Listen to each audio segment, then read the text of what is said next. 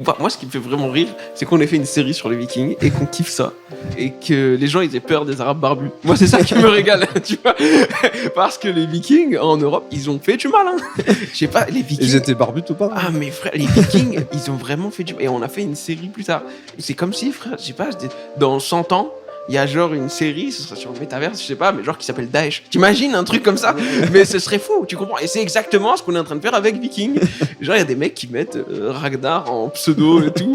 Frère, Ragnar, il a tué des gens, il a fait des sacrifices humains, Ragnar. Si vous êtes tombé sur un passage d'un humoriste sur scène au Festival de Montreux, vous êtes déjà peut-être demandé comment il a écrit son texte, enfin surtout qu'est-ce qui lui en a donné l'idée. Du coup, avec le Montreux Comedy Festival, on a créé Yellow Mike, un podcast qui retrace l'histoire derrière une bonne vanne et comment elle a évolué pour arriver jusqu'en Suisse et faire rire des gens. Je m'appelle Félix, vous écoutez la 2e saison de Yellow Mike. Aujourd'hui, je reçois Merwan Ben Lazar. Bonne écoute.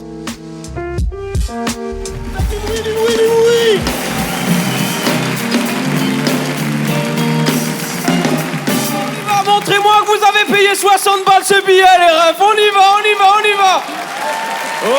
Ok. Il y a de l'ambiance, mais il y a une limite suisse, j'ai l'impression. Ok, très bien. J'espère que tout le monde va bien, les gars. Merci pour les 3 réponses. Ok, ça va. On vous a vraiment dit, on ne parle pas aux inconnus et encore moins aux Arabes. Très bien, on y va. C'est étonnant parce que du coup, il y avait 2 galas. Il y en avait un qui était à 17h et un à 21h. Parce qu'on filme plusieurs fois les galas pour avoir différents passages des humoristes et prendre le meilleur. Et sur celui de 17h, il y avait un public qui était un petit peu endormi. Ouais, t'es gentil. Hein.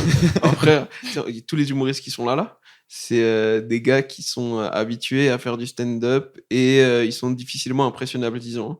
Et hier, ils étaient tous terrorisés, j'ai l'impression. Je sais pas si t'as senti. Bah si, mais je pense vraiment tous les collègues allaient à l'abattoir un par un. Quoi.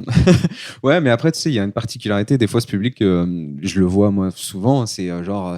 c'est pas expressif, et puis après ils sortent et ils sont là, c'était trop bien. Oui. Mais nous on n'a pas de feedback, c'est ça qui est dommage.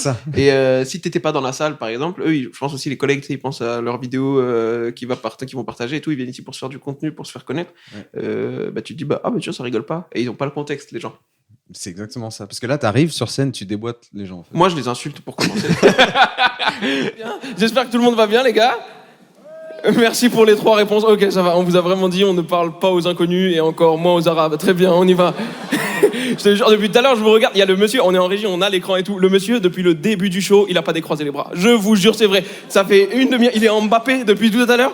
Mets-toi à l'aise. Tu peux pas faire 1 heure de show. Enfin, tu peux faire 1 heure de show, bras croisés si tu veux. Mais tes doigts, ils doivent tellement sentir l'odeur de tes aisselles. Mais on est ensemble, hein. Tu fais ce que tu veux. Si on a un début d'applaudissements sur ça, c'est un peu honteux. Mais ok. Les gars, j'espère que tout le monde va bien. Si j'ai dit que c'était honteux, hein. Mais ok. Tout le monde va bien? Ok. Bah en fait, je me suis dit, comme eux, ils sont un peu calmes et qu'ils sentent peut-être que les autres humoristes sont stressés, je me suis dit, arrive et essaie de désacraliser le truc avec eux. Ouais. Et je sais plus ce que je leur ai dit.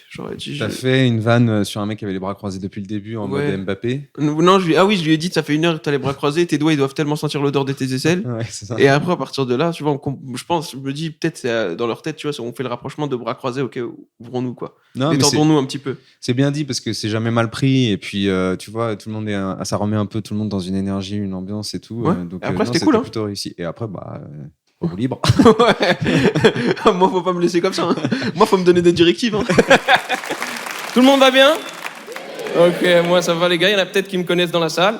Il y en a d'autres qui vont me découvrir ce soir. Allons-y ensemble. Bienvenue à cette conférence sur l'islam. On va commencer. Ça, c'est ma blague favorite, ça. C'est sûr, dans tous les rires, il y avait au moins un rire raciste. Tu vois ce que je veux dire ou pas? Au moins une personne qui s'est dit, c'est vrai que c'est un bougnoul. Ouais. Et on a rigolé avec cette personne. Et ça me rappelle la France. Mais bon, mais c'est nouveau tout ça pour moi, parce que je suis arabe depuis le début et tout. Hein. Mais en gros... Ouais, mais tu sais comment je l'ai trouvé ça? Non. En fait, un jour, à l'époque, je jouais au Sentier des Halles, tu vois. Ouais. Sentier des Halles, pour donner une idée, c'est dans rue d'Aboukir, à Paris. C'est une rue où t'as soit des bureaux, soit des petites boutiques de mecs qui vendent du tissu. Dans ce quartier-là, c'est le Sentier, tu vois. Ouais. Et il y a une porte avec écrit le Sentier des Halles. Et tu la pousses, et en fait, c'est une cave. Donc, tu descends, et dans le sous-sol, il y a un théâtre. Okay. Ouais, j'ai été là. Ça veut dire, et là, t'as vu, la salle, elle est un peu voûtée. T'es encore dans une cave, finalement. Comme une cave à vin, un peu. Oui, voilà. Mais c'est un théâtre. Il y a tout ce qu'il faut, des planches, des lumières et tout. Tu te dis que t'es au théâtre, quoi, quand t'es dedans. Et c'est un plateau que j'ai présenté à l'époque, là-bas, qui s'appelait le Sentier des Bars. Et j'étais jeune. Et il y a un mec qui arrive dans la salle, en retard. Et j'étais en train d'expliquer, j'étais dans la partie explicative de la chauffe où je leur disais, voilà, ça va se passer comme ça, ça va se passer comme ça. Ouais. Donc lui, juste, il ouvre la porte. Et il y a moi qui parle à des gens dans une cave à Paris. Et eux, ils ont calme encore, tu vois. Et je sais pas, ils rentrent et je vois qu'ils regardent les gens. Et je sais pas, je lui dis, bah écoute, bienvenue à cette conférence sur l'islam, installe-toi.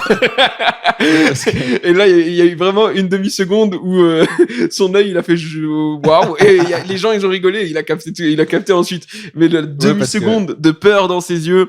Ce qu'on voit pas forcément, parce que c'est un podcast, c'est que t'as effectivement un look typique avec une barbe que tu laisses Oui, pousser. j'ai une grande barbe et tout, ouais. Qui te donne un côté, effectivement, Iman. Tu vois.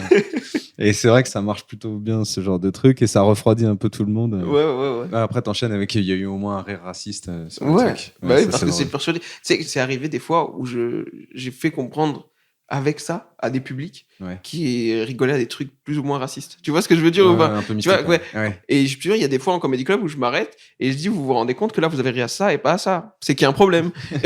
Et t'as des gens dans la salle qui applaudissent, qui sont en mode oui. Totalement, ces gens sont fous. Avant, j'étais arabe sans barbe. Vous comprenez?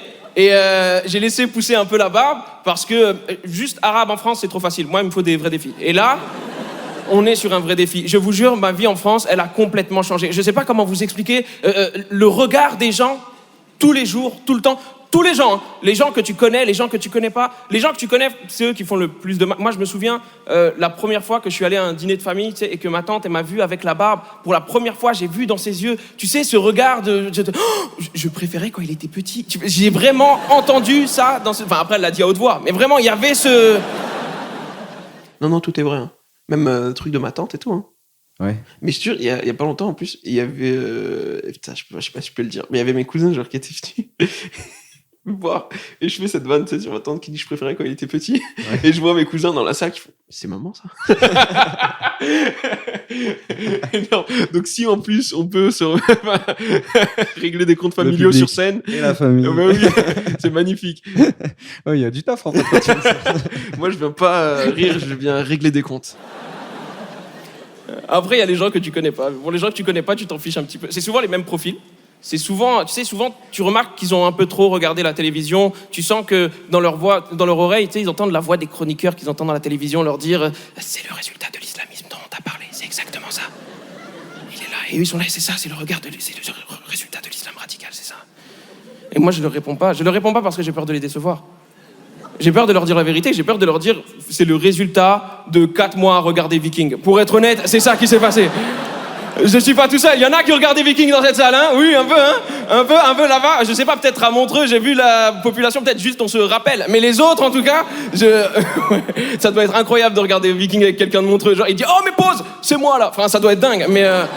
Et après, t'enchaînes avec le fait qu'en fait, la barbe, c'est pas le résultat de l'islam, c'est le résultat de 4 mois de Viking. Et ça te fait passer sur la série Viking. T'as regardé, toi ? Ouais, j'ai regardé les premiers épisodes, mais j'ai pas trop enchaîné. C'est vraiment bien Viking, frère. Ouais, c'est marrant, mais en fait, tu parles pas vraiment de la série quand t'es sur scène. Tu utilises la série pour faire des vannes autour de ça. Bah, en fait, le truc, c'est que moi, ce qui me fait vraiment rire, c'est qu'on ait fait une série sur les Vikings et qu'on kiffe ça. Et que les gens, ils aient peur des Arabes barbus. Moi, c'est ça qui me régale, tu vois. Parce que les Vikings, en Europe, ils ont fait du mal, hein. Je sais pas, les Vikings. Ils étaient barbus ou pas? Ah, mais frère, les Vikings, bah, après, c'était des barbus aussi. Mais les Vikings, ils ont vraiment fait du mal. Et on a fait une série plus tard. Et c'est fou. C'est comme si, frère, je sais pas, dans 100 ans, il y a genre une série, ce serait sur le métaverse, je sais pas, mais genre qui s'appelle Daesh. T'imagines un truc comme ça? Mais ce serait fou, tu comprends? Et c'est exactement ce qu'on est en train de faire avec Viking. Genre, il y a des mecs qui mettent Ragnar en pseudo et tout. Frère, Ragnar, il a tué des gens, il a fait des sacrifices humains, Ragnar. Il y a qui a regardé Viking? Par applaudissement, qui a regardé Viking, qu'on sache un petit peu là? Aussi, là, ici, tous les deux? Vous êtes un binôme d'adultes consentants, on est d'accord, hein? Ouais, c'est plus de sa part que j'attends une réponse. Vous êtes un binôme d'adultes consentants? Ok. T'as regardé Viking avec elle? Sans elle? C'était mieux? Ok. T'as préféré l'honnêteté à ton couple et je respecte ça énormément. T'as kiffé ou pas? C'est incroyable. Il y a plein de gens qui n'ont pas applaudi dans ça. Comment vous expliquer? Ça relate des faits plus ou moins historiques, cette série, avec des gens qui ont plus ou moins existé. Je vais vous faire un résumé de l'histoire. Hein. Il y a des peuples, c'était des baisers. Je peux vous dire que ça. Une énergie pour aller tuer des peuples inconnus, tuer tout le temps, tuer. Daesh, des PD à côté, vrai ou faux? Tu te prononces pas sur la question, je respecte la neutralité suisse, mais ouais. Oh frère, il faisait pas que ça, on va pas spoiler, mais quand ils arrivent en Angleterre, ils tuent et tout, La meuf, elle passe comme ça. Tu dis, oh non, ils vont la tuer. Bam, il la viole, personne s'attend. Vrai ou faux? Il veut plus être dans la blague, j'ai l'impression. En tout cas, c'est ça qu'il aime regarder quand t'es pas là. Et donc... J'ai essayé de noter des trucs, mec, tu vas très très vite sur scène. Ah oui, faut écrire en même temps que tu parles.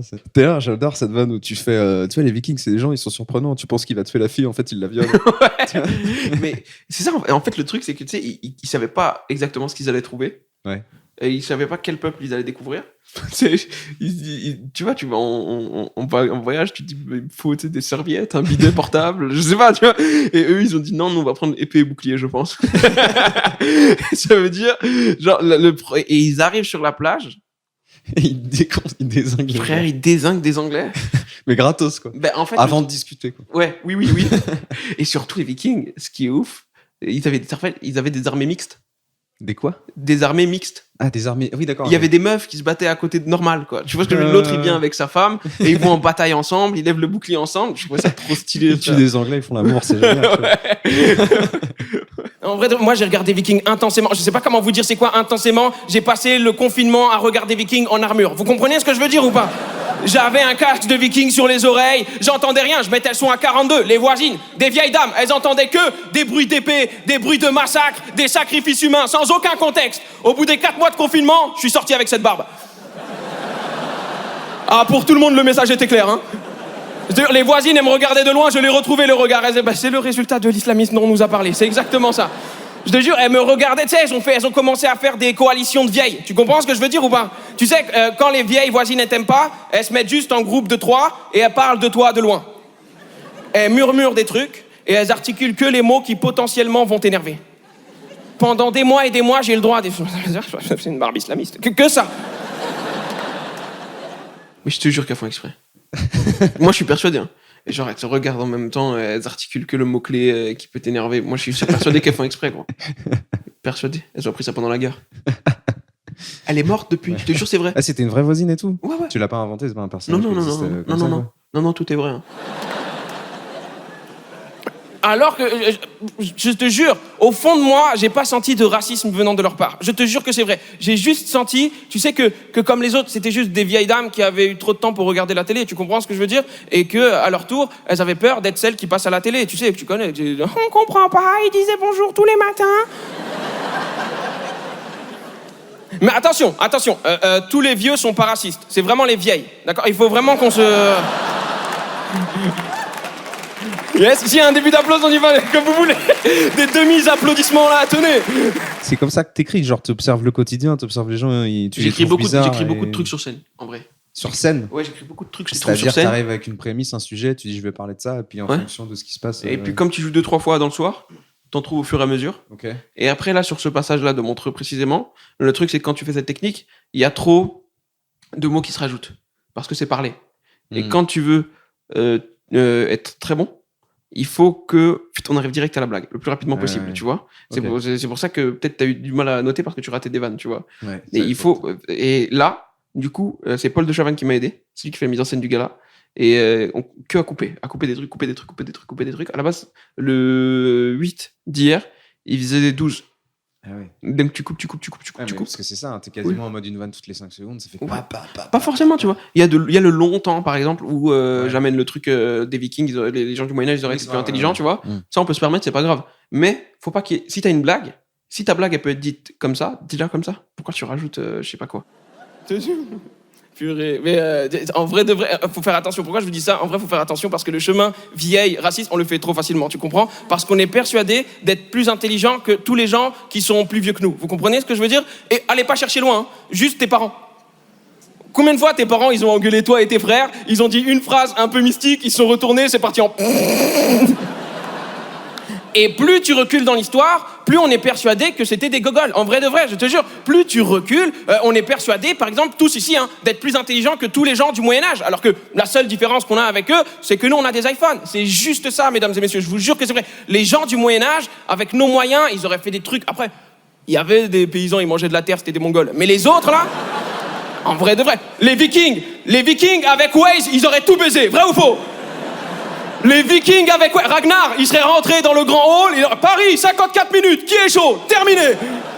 Tu vois à peu près où ils vivaient les Vikings? Dans le nord. Ouais, voilà. Ils sont allés jusqu'au sud de l'Espagne. Oui, bah, on parle de Drakkar, hein. et tout. Et surtout la découverte, c'est ça le début de l'ouverture de Vikings, c'est que Ragnar il découvre en fait qu'on peut voir le soleil à travers les nuages. Et c'était ça leur problème pour voyager. Ah oui. Et en fait, avec l'espèce de truc, une pierre bizarre, j'ai oublié comment ça s'appelle, ils arrivent à voir à peu près où est le soleil à travers les nuages, donc avec ça ils peuvent se diriger. Ouais. En fait, un jour, je sais pas, sur scène, je me suis dit, en vrai, les Vikings avec peu, ils en fait pas beaucoup. Ouais. Et j'ai pris le temps, je parle avec le public, je sais pas, j'avais du temps. Et je dis, en vrai, avec peu, ils auraient fait beaucoup. Et je dis, là, j'ai pas de blague. Mais ce passage avec des blagues, il va être pas mal. Hein. Et il y avait en fait le mec avec qui j'avais parlé justement des Vikings dans la salle. Ouais. Et je le regarde et je dis, les Vikings avec Waze, ils auraient tout baisé. Et donc ça, je le trouve sur scène. Et après, de là, je développe des trucs pour les fois d'après. Là, j'avais juste eu ce rire-là. Je me suis dit, t'es bien de t'en sortir avec ça, sachant que tu viens de trouver le truc tout de suite. Sois pas gourmand. Et après, j'ai rajouté des trucs pour les fois d'après. Les mecs d'Argenteuil. Oui. Après, pourquoi? Juste. Je sais pas, je trouvais la référence rigolote. Les Vikings avec Waze, mais les Vikings ils ont voulu aller à Paris, vous le savez ou pas? Sans Waze, en utilisant, ils ont voulu aller à Paris, pas pour la Fashion Week, hein, pour tout baiser, comme les mecs d'Argenteuil. Vous savez, c'est ce qu'ils ont dit, c'est l'histoire. Ils ont voulu aller à Paris en se servant des étoiles, du soleil, sans Waze. Ils sont arrivés où finalement, vous le savez? Paris. Nous, on utilise Waze pour aller à des endroits, la plupart du temps, on connaît déjà le chemin. Vous vous rendez compte, vous savez c'est quoi le bouton le plus utilisé sur Waze? Domicile. Ça vous amuse? On ne sait plus rentrer chez nous. Tu te rends compte, la moitié de la salle, là, tu leur enlèves leur iPhone, ils se disent, bon, ce soir on s'allonge là pour l'instant et demain à l'aube on va aviser. Moi, j'aime bien ce truc de le bouton le plus utilisé, c'est domicile. Est-ce que tu te rends compte? Ça vous amuse? Mais frère, c'est chaud. Plus la technologie elle avance, plus on devient teubé. Ouais, c'est officiel. À partir du moment où tu sais plus rentrer chez toi, c'est officiel. Eux, c'était un truc de. En fait, il y a des indicateurs qui sont tout autour de nous. T'as le soleil, t'as les étoiles la nuit. Et frère, nous, on a des panneaux. Je pense pas qu'il y ait des panneaux tout le temps avant. Et malgré ça, on n'y arrive pas. Bon, on n'essaye pas non plus beaucoup. Comment? On essaye pas. Oui, mais on sait plus surtout. C'est ça en fait, on sait plus. On sait plus. Tu dis aux gens de se repérer avec le soleil, ils sont en panique un peu. Alors qu'en fait, c'est facile. Hein. Est, ouest, et hop, c'est parti. Tu vois par où t'es, où tu vas. Et non. Moi, ça m'est déjà arrivé. Genre une fois, je me rappelle plus de Waze et je sais plus où je vais. Et je tombe sur une vieille genre qui conduit une 2 chevaux et tout. Et moi, je suis perdu. Et elle a une grosse carte à l'époque avec un petit bouquin de cartes où elle regarde et tout. Et j'étais jaloux. En mode, guide-moi, moi aussi, mamie. Il y a un type, je te le donne. Tu sais que toutes les rues de Paris, si tu regardes les numéros des rues, et plus tu vas vers plus tu vas vers la Seine. Ah ouais? Ouais. Énorme. Tu vois? Tu vois? Ça, heureusement que les Vikings étaient pas au courant. C'est terrible ce qui se passe. J'ai vu un chiffre, on ne sait plus rentrer chez nous. Vous savez que 70% des SDF, c'est juste des gens qui ont perdu leur chargeur?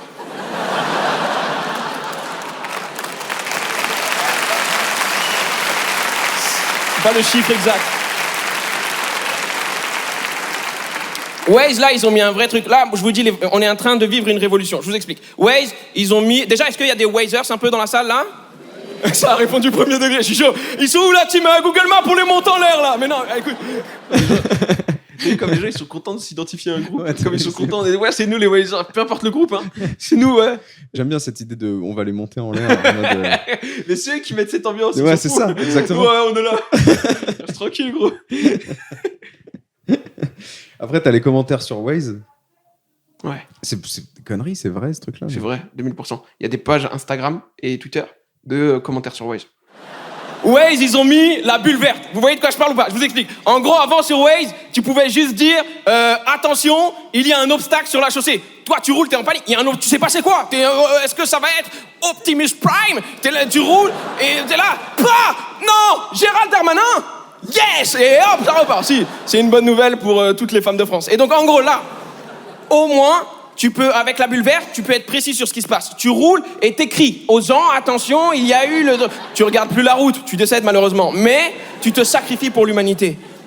C'est formidable. C'est vraiment formidable parce qu'il y aurait eu ça, par exemple, au Moyen-Âge, on aurait sauvé énormément de vies. Vous comprenez ce que je veux dire? Il y aurait eu des trucs de attention, ne passez point par le bosquet sacré, il s'avère que des sarrasins y sont embusqués, encore les mecs d'Argenteuil, tu vois, il y aurait eu. Nous, on a la bulle verte. C'est rarement des messages urgents dessus, hein. La première fois que je le vois, vraiment, moi, je suis naïf. Je me dis, il se passe un truc. Je clique sur le message urgent. Le message urgent, c'était « Oh, la grosse en Fiat 500, quand le feu est vert, on avance, en fait. » Il y a des trucs de fou. Il y a des... moi, je suis tombé sur des trucs de mecs qui écrivent à des meufs.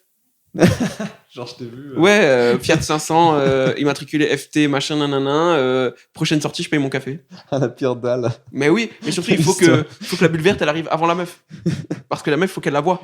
Ça veut dire, le mec, il double la meuf, il prend de l'avance, et il met la bulle verte pour que la meuf, elle le voit sur son truc. Et il faut qu'elle clique. Il ralentit. Il faut qu'elle clique. Il faut qu'il aille à la station, qu'il attende pour voir si elle, frère. Et on fait quoi? On est trappeur. Qu'est-ce qu'on... Mais c'est un ouf, le... Il met des pièges en place. Je paye mon café. Qui s'arrête pour un café? Je te jure, il a écrit « Je paye mon café ». C'est terrible ce qui se passe.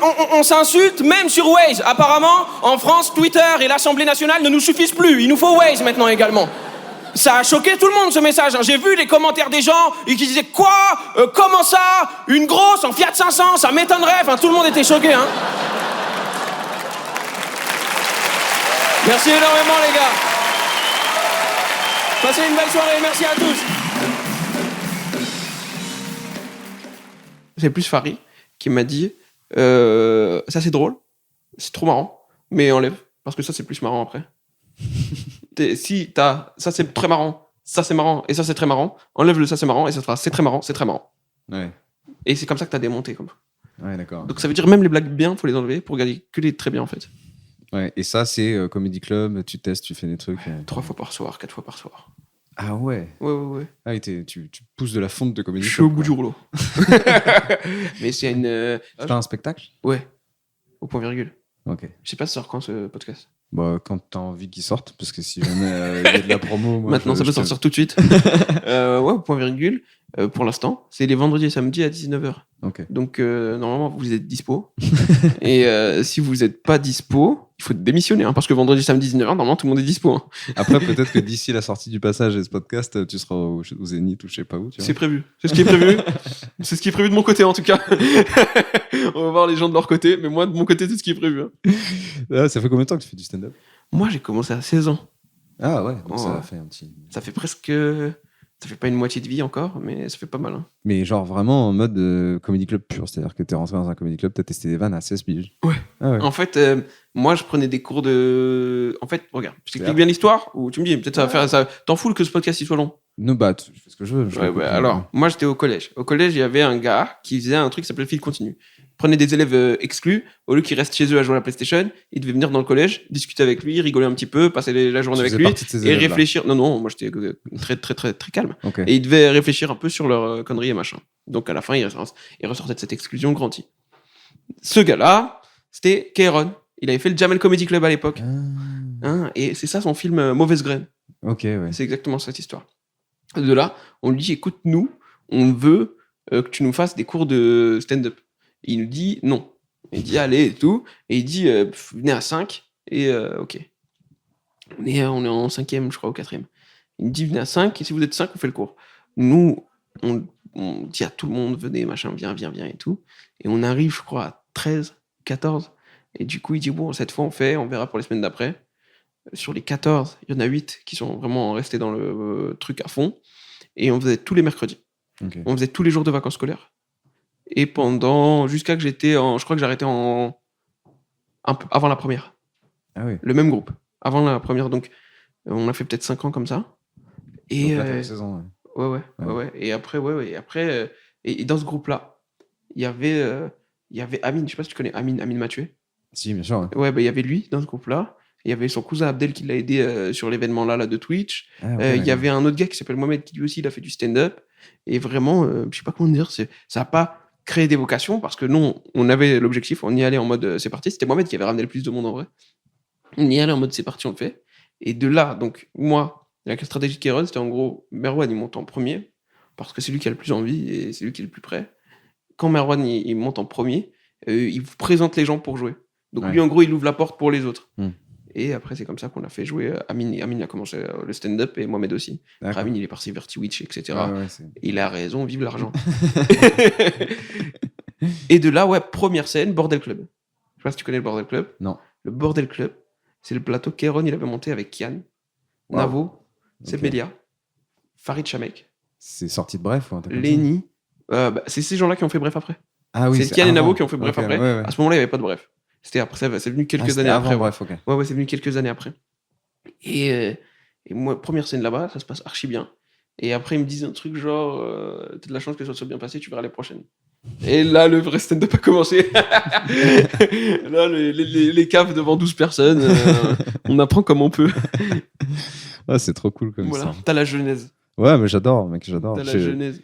Je voudrais juste finir le podcast, avec un passage qui est pas de toi. J'aime bien avoir, tu sais, quelqu'un... Un passage que je kiffe, genre qui serait passé sur scène à Montreux. Ah, qui serait passé sur scène à Montreux ? Ouais. Putain, mais je parce que là, je t'aurais mis Kairon, tu vois. En vrai. Hein ? Ouais. Kairon, mais il a fait Montreux, Kairon ? Je pense, non ? Ouais, je crois qu'il a fait Montreux, je sais pas. Non, je crois pas qu'il a fait Montreux. Si, peut-être, on sait pas. Je vérifie. Mais dans le doute. Vas-y. Farid et Paul, hein, qui m'ont aidé sur le sketch de fou. Hein. Ouais. Paul de Chavannes. Mais le truc, Paul de Chavannes, qui est la mise en scène du gala, là, il est plus fort que tous les gens qui sont passés sur scène. En stand-up. je connais. Bah, t'as vu, tu confirmes. Hein. Enfin, pas plus on fort, l'a vu. Ça dépend du goût et tout, machin. Mais Paul de Chavannes, heureusement qu'il est pas sur le gala. Pour moi. Hein. Kairon, il a été à Montreux. Ok. Sur le gala de Bref. Ah, exact. Ok. Ouais. Kairon, j'aimerais tellement faire des soirées comme il fait. On parle avec les gens, les gens reviennent, c'est un autre spectacle le lendemain. Purée. Ouais. Ah ouais, ça a l'air pas mal. Hein. Ça a l'air pas mal. Hein, non, mais en vrai, ça a l'air génial, frère. Les gens, ils viennent, ça va être quoi le spectacle, je sais pas. Ça a l'air génial, frère. Mais MVP Kairon pour avoir donné les cours de théâtre, il a été payé. Mais vas-y,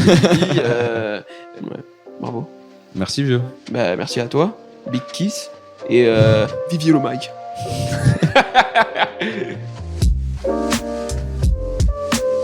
Très très heureux d'être en Suisse, vraiment vous êtes un public extraordinaire. Oh, il y a un enfant, j'avais pas vu. Ça va ? Tu t'appelles comment ? Grégory, très mignon. Le petit Grégory ? En plus t'as un pull rouge. T'es très mignon Grégory. T'as quel âge Grégory ? 11 ans, il est tout mignon, n'importe quoi qui sort de sa bouche ça pourrait être mignon. Sodomie, ce serait... Tu vois ? Grégory, 11 ans. Il est vraiment mignon, je sais pas si vous le voyez. Ouais. Grégory, si j'avais été pédophile, c'est toi que j'aurais choisi, je pense. C'est un hommage, vous avez rien compris. Je vous jure. Attendez, je vais vous dire un truc. Attendez. J'ai le droit de faire des vannes sur les enfants. Si les noirs ont le droit de faire des vannes sur les noirs, d'accord ? Si les gays ont le droit de faire des vannes sur les gays. Si les gros ont le droit de faire des vannes sur les Américains. Si les noirs, gros et gays ont le droit de faire des vannes sur ma gloire, moi j'ai le droit de faire des vannes sur les enfants. J'ai été éducateur. Les gens ne croient pas, non sans déconner, sérieusement. Oui, j'ai été éducateur, je vous jure, pendant 4 ans, Pierrefitte-sur-Seine, 93, Seine-Saint-Denis, je sais pas si ça vous parle. C'est des enfants assez difficiles, on passait nos journées ensemble et le soir ils passaient aux infos.